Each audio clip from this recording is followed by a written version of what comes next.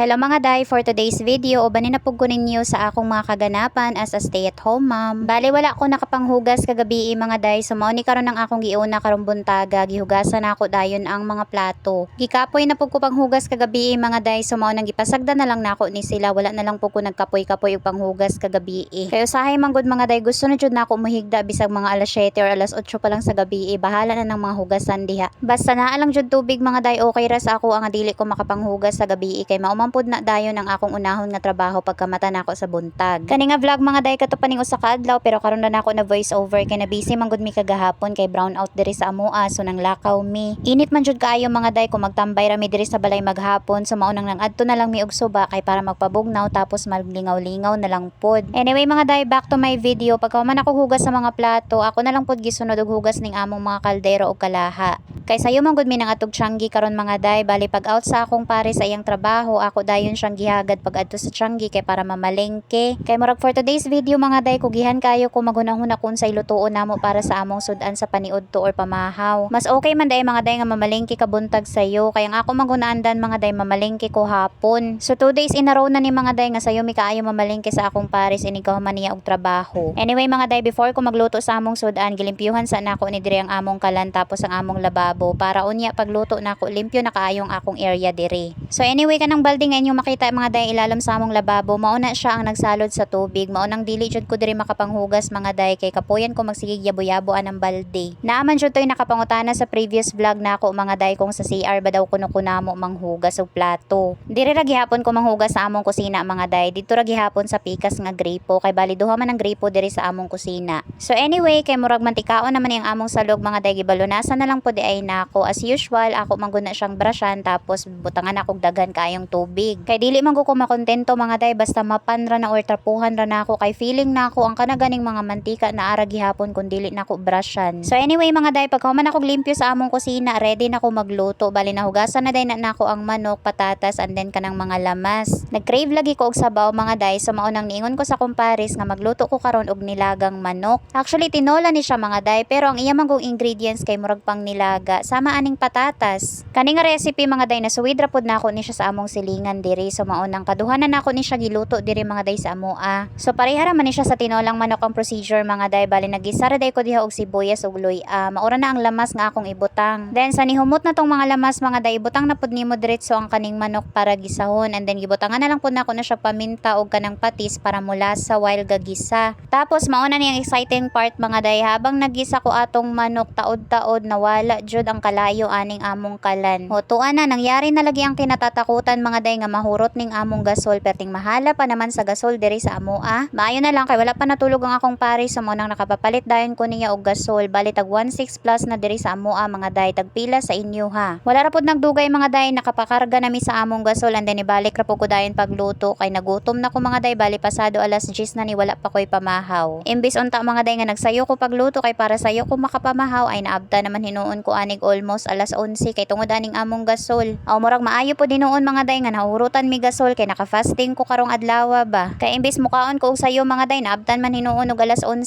silbing paniudto na pud ni siya pamahaw mga day ba. Anyway, nabutang na day na ako ang pinakalas ang petchay and then mauna na siya day naluto na ang among sudan nga nilagang manok.